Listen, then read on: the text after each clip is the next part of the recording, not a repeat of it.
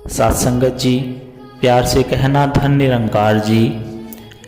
स्वागत है आप सभी का हमारे YouTube चैनल सोना इंस्पायर विचार पर। इस वीडियो की शुरुआत करने से पहले दास आपसे हाथ जोड़कर एक भावपूर्ण निवेदन करना चाहता है। हमारा उद्देश्य आपके जीवन में सकारात्मक शांति और प्रेरणा का संचार करना है। हर रोज हम आपके लिए एक नई प्रेरणादायक वीडियो लाते हैं। इन वीडियो के माध्यम से हम आपके जीवन में आत्मविश्वास, शांति और प्रेम का संदेश पहुंचाना चाहते हैं।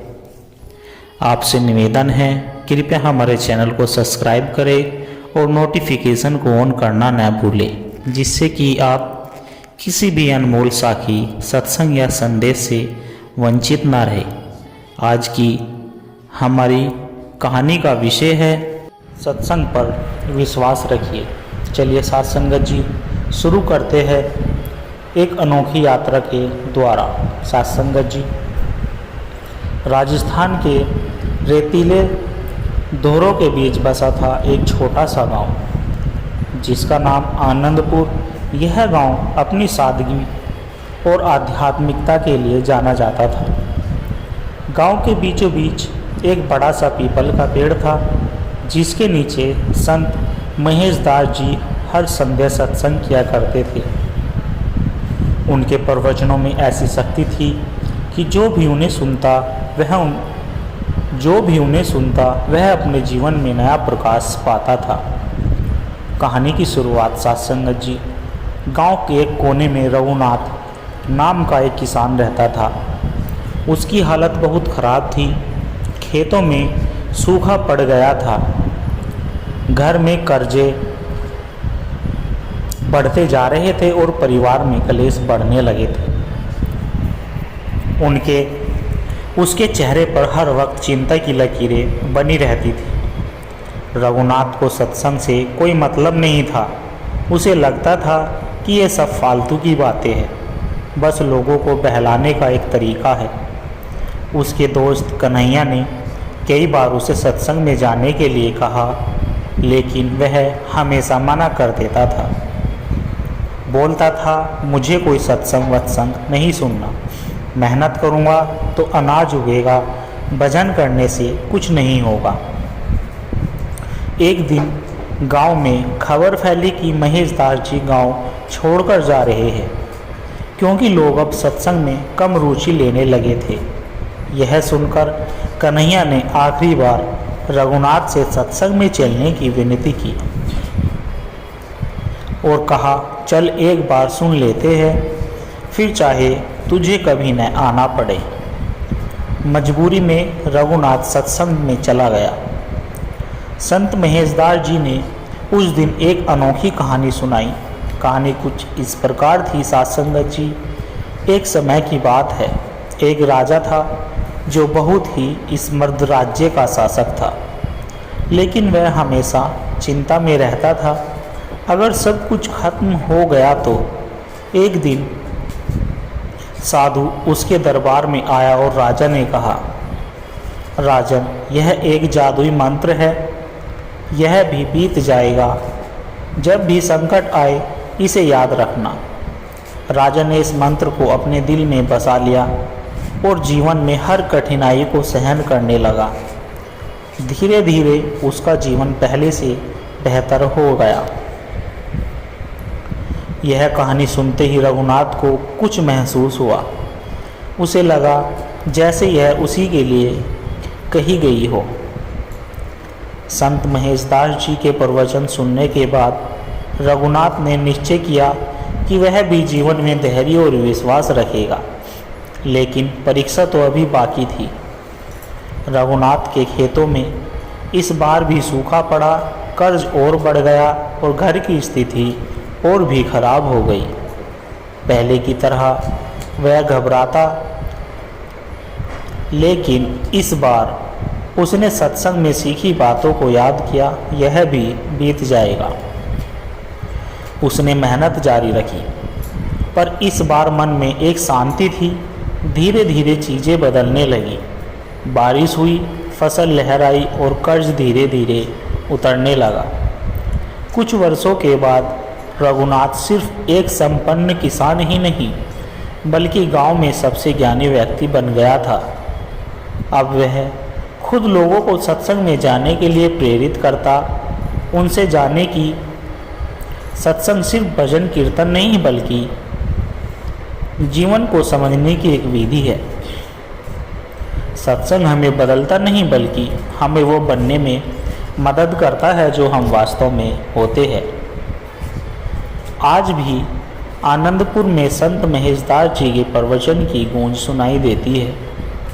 रघुनाथ जैसे अनगिनत लोगों का जीवन बदला और यह साबित हुआ कि सत्संग पर विश्वास रखना ही सच्चे आनंद की पूंजी है।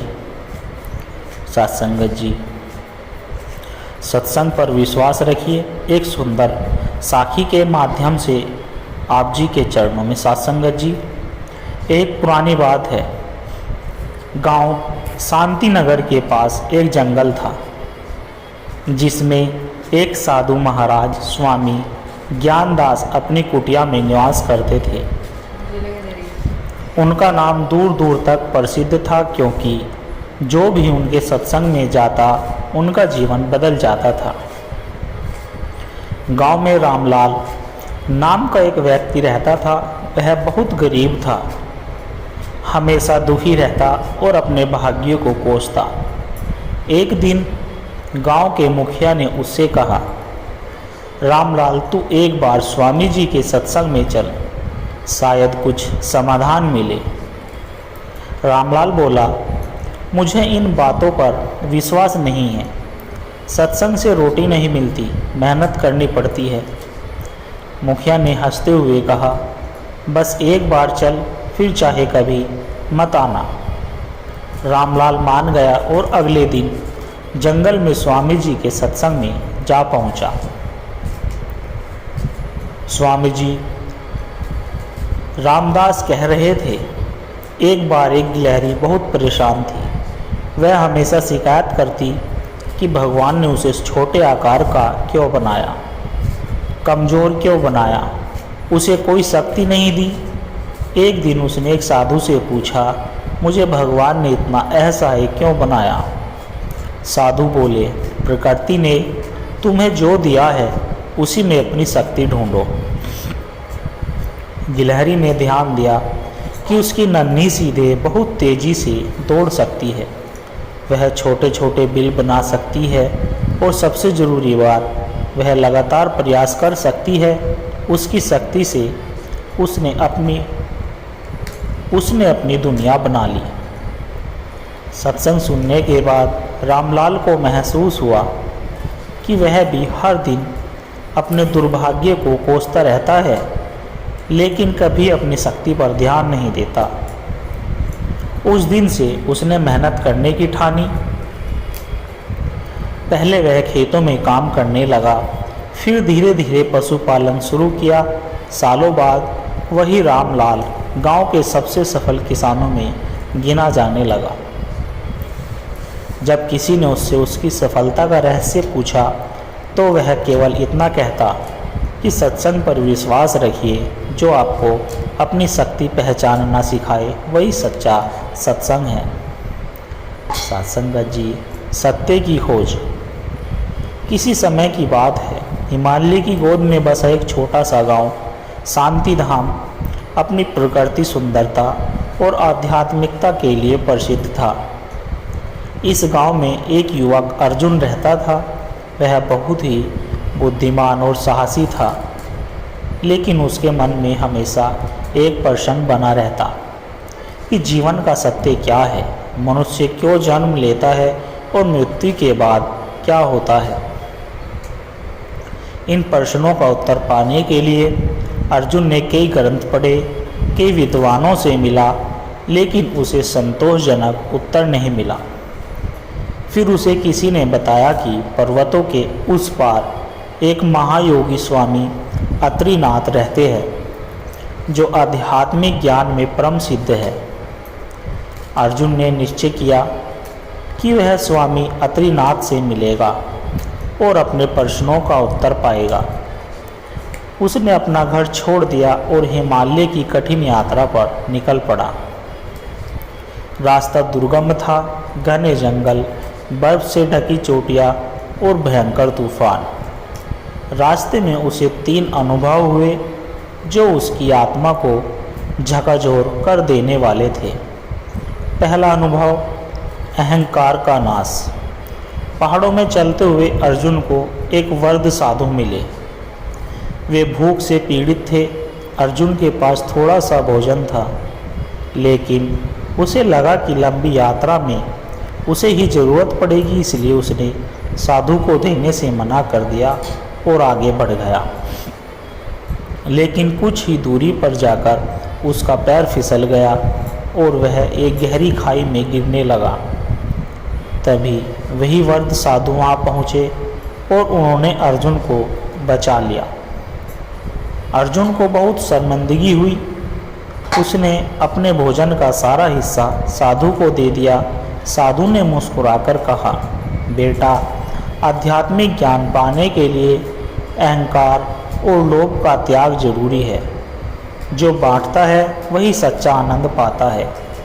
यह सुनकर अर्जुन को पहला ज्ञान मिला, त्याग ही सच्ची संपत्ति है। दूसरा अनुभव, धैर्य और विश्वास। आगे बढ़ते हुए अर्जुन को एक नदी पार करनी थी, लेकिन कोई पुल नहीं था। वह परेशान हो गया। तभी उसे एक लड़की मिली जो आराम से नदी पार कर रही थी। अर्जुन ने पूछा, तुम्हें डर नहीं लगता कि बह जाएगी? लड़की ने हंसकर कहा, डरने से क्या होगा? अगर मेरा विश्वास सच्चा है तो जल भी मेरा साथ देगा। अर्जुन ने हिम्मत जुटाई, ध्यान किया और धीरे धीरे नदी पार करने लगा। उसका डर गायब हो गया। उसने दूसरा ज्ञान पा लिया, धैर्य और विश्वास से संभव भी असंभव भी संभव हो जाता है। तीसरा अनुभव, अहंकार का विनाश। गुरु अत्रिनाथ की कुटिया के पास पहुंचते ही अर्जुन को लगा कि वह अब ज्ञानी बन चुका है।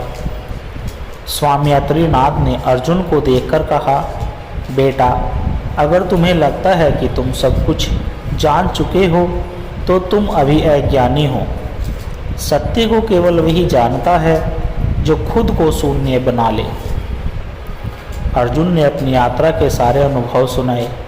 गुरु ने मुस्कुराकर कहा, बेटा, यह दुनिया एक भ्रम है। सत्य केवल वही जान सकता है जो स्वयं को मिटाकर परमात्मा में विलीन हो जाए। अर्जुन को समझ आ गया कि सत्य को पाने के लिए केवल ग्रंथ पढ़ना या विद्वानों से मिलना ही पर्याप्त नहीं, बल्कि उसे अपने भीतर उतारना होगा। अपने गुरु के चरणों में समर्पण कर दिया।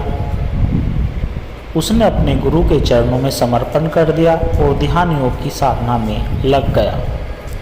कुछ वर्षों के बाद वह स्वयं एक ज्ञानी संत बनकर लोगों को सत्संग और ध्यान का मार्ग दिखाने लगा। सत्य की खोज बाहरी यात्रा नहीं बल्कि भीतर की यात्रा है। जब हम लोभ, अहंकार और डर को त्याग देते हैं तब ही हमें सच्चा ज्ञान प्राप्त होता है। सासंगत जी, संघर्ष से सफलता तक एक प्रेरणादायक कहानी। सासंगत जी, गांव प्रियतनपुर में राजू नाम का एक युवक रहता था। वह बहुत ही मेहनती था, लेकिन गरीबी और हालात ने उसे कमज़ोर बना दिया था। उसके पिता एक मजदूर थे और माँ बीमार रहती थी। घर की स्थिति इतनी खराब थी कि कई बार 2 वक्त की रोटी भी मुश्किल से मिलती थी। राजू के सपने बड़े थे। वह पढ़ लिख कर एक बड़ा आदमी बनना चाहता था, लेकिन हर कोई उसे कहता, गरीबों के सपने कभी पूरे नहीं होते। लेकिन राजू ने ठान लिया था कि वह अपनी तकदीर खुद बदलेगा। पहली चुनौती, असफलता का सामना। राजू को पढ़ाई में बहुत रुचि थी, लेकिन पैसे की कमी के कारण उसे कई बार अपनी किताबें तक गिरवी रखनी पड़ी। उसने मोटे छोटे काम किए, अखबार बेचा और रात को स्ट्रीट लाइट के नीचे बैठकर पढ़ाई की। एक दिन उसने एक बड़ी स्कॉलरशिप के लिए परीक्षा दी। उसे पूरा विश्वास था कि वह पास हो जाएगा, लेकिन जब परिणाम आया तो उसका नाम सूची में नहीं था। वह बहुत दुखी हुआ और लगा कि शायद दुनिया सही कहती है, गरीब आदमी कुछ नहीं कर सकता। लेकिन तभी उसकी माँ ने कहा, बेटा हारना मत। असफलता का मतलब यह नहीं कि तुम योग्य नहीं हो, इसका मतलब यह है कि तुम्हारी सफलता का अभी समय नहीं आया है। यह बात राजू के दिल में घर कर गई। दूसरी चुनौती, मेहनत की परीक्षा। राजू ने 2 गुनी मेहनत कर दी। वह सुबह शाम काम करता और रात को पढ़ाई करता। उसकी मेहनत रंग लाई और अगले साल उसने स्कॉलरशिप परीक्षा पास कर ली। इसके बाद भी रास्ता आसान नहीं था। जब वह कॉलेज पहुंचा तो अमीर बच्चों ने उसे नीचा दिखाने की कोशिश की। उन्होंने मजाक उड़ाया कि वह गांव से आया है, फटे पुराने कपड़े पहनता है। राजू ने खुद से कहा, मैं उनकी तरह पैसे वाला नहीं, लेकिन मुझ में मेहनत करने की ताकत है। उसने सब कुछ नज़रअंदाज किया और अपनी पढ़ाई में लगा रहा। सालों की मेहनत के बाद राजू ने पढ़ाई पूरी की और एक बड़ी कंपनी में नौकरी पा ली। अब वह अपने माता पिता को एक अच्छा जीवन देने में सक्षम था, लेकिन उसने यहीं रुकने की बजाय आगे बढ़ने का फैसला किया। उसने अपनी खुद की कंपनी शुरू की और कुछ ही वर्षों में वह लाखों लोगों को रोजगार देने वाला एक सफल उद्योगपति बन गया। एक दिन वही लोग जो कभी उसका मजाक उड़ाते थे, उससे प्रेरणा लेने आए। सत्संग जी, इस कहानी से हमें यह सीख मिलती है कि असफलता सिर्फ एक पड़ाव है, मंजिल नहीं। जो मेहनत से नहीं डरता उसके लिए कोई भी सपना असंभव नहीं। राजू की यह कहानी हमें सिखाती है कि अगर आप ठान ले तो कोई भी कठिनाई आपको रोक नहीं सकती। सत्संग जी, अटल विश्वास। यह कहानी एक छोटे से गांव संगमपुर की है, जहां एक लड़का वीरेंद्र रहता था। उसका सपना था कि वह बड़ा होकर इंजीनियर बने और अपने गांव के लोगों के लिए कुछ करे, लेकिन गरीबी और समाज की कड़वी सच्चाइयों ने उसके सपने को बार बार तोड़ने की कोशिश की। लेकिन वीरेंद्र ने हार नहीं मानी। उसकी कहानी हमें सिखाती है कि अगर हौसला मजबूत हो तो कोई भी परिस्थिति आपको रोक नहीं सकती। सत्संगत जी, वीरेंद्र के पिता एक मामूली किसान थे। हर साल मौसम की मार और कर्ज की चिंता ने उनके परिवार को परेशान कर रखा था। कई बार खाने के भी लाले पड़ जाते थे। एक दिन वीरेंद्र ने अपने पिता से कहा, पिताजी, मैं पढ़ाई करके बड़ा आदमी बनूंगा, जिससे हम सबकी ज़िंदगी बदल जाएगी। पिताजी मुस्कुराए और बोले, बेटा, सपना देखना अच्छा है, लेकिन इसे पूरा करने के लिए बहुत मेहनत करनी पड़ती है। वीरेंद्र ने ठान लिया कि वह किसी भी हालात में अपनी पढ़ाई जारी रखेगा, लेकिन असली परीक्षा भी बाकी थी। पहली चुनौती, पैसों की कमी। वीरेंद्र पढ़ाई में बहुत होशियार था, लेकिन स्कूल की फीस भरना उसके परिवार के लिए मुश्किल हो गया था। उसके पिता ने गांव के साहूकार से उधार लेने की कोशिश की, लेकिन उन्होंने साफ मना कर दिया। गांव वालों ने भी ताने दिए, गरीब का बेटा इंजीनियर बनेगा, हद कर दी लड़के ने। लेकिन वीरेंद्र ने हिम्मत नहीं हारी। उसने स्कूल के बाद छोटे मोटे काम करना शुरू कर दिए। खेतों में मजदूरी की, किराने की दुकान पर सहायक का काम और रात में अखबार बेचना। उसने खुद से कहा, अगर हालात मुश्किल है तो मुझे और ज़्यादा मेहनत करनी होगी। दूसरी चुनौती, असफलता का डर। 12वीं की परीक्षा के बाद वीरेंद्र ने इंजीनियरिंग कॉलेज की प्रवेश परीक्षा दी। उसने दिन रात मेहनत की और उसे पूरा भरोसा था कि वह पास हो जाएगा, लेकिन जब परिणाम आया तो उसका नंबर नहीं था। वह पूरी तरह टूट चुका था। उसे लगा कि शायद गांव वाले सही कह रहे थे। वह निराश होकर अपने पिताजी के पास गया और कहा, पिताजी, शायद मैं गलत था, मैं यह नहीं कर सकता। पिता ने प्यार से उसके कंधे पर हाथ रखा और कहा, बेटा, जब कोई किसान बीज बोता है तो वह पहले ही दिन फल नहीं देता। मेहनत का फल धीरे धीरे मिलता है। अगर तू आज हार मान लेगा तो तेरा सपना अधूरा रह जाएगा। पिताजी की बातों ने वीरेंद्र की आंखें खोल दी।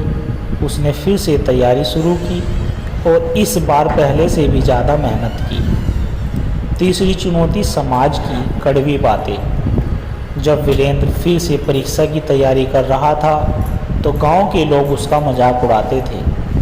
फिर से कोशिश कर रहा है, पिछली बार तो फेल हो गया था। लेकिन इस बार वीरेंद्र को कोई फर्क नहीं पड़ा। उसने खुद से कहा, लोग कुछ भी कहे, लेकिन मैं अपनी मेहनत से पीछे नहीं हटूंगा। वह हर दिन 16 से 18 घंटे पढ़ाई करता, बिना किसी बहाने के। कड़ी मेहनत और लगन के बाद वीरेंद्र ने आखिरकार इंजीनियरिंग की प्रवेश परीक्षा पास कर ली। जब परिणाम आया तो वह पूरे ज़िले में पहले स्थान पर था। गांव वालों की आंखें फटी रह गई। जो लोग कभी उसका मजाक उड़ाते थे वही अब उसकी तारीफ करने लगे।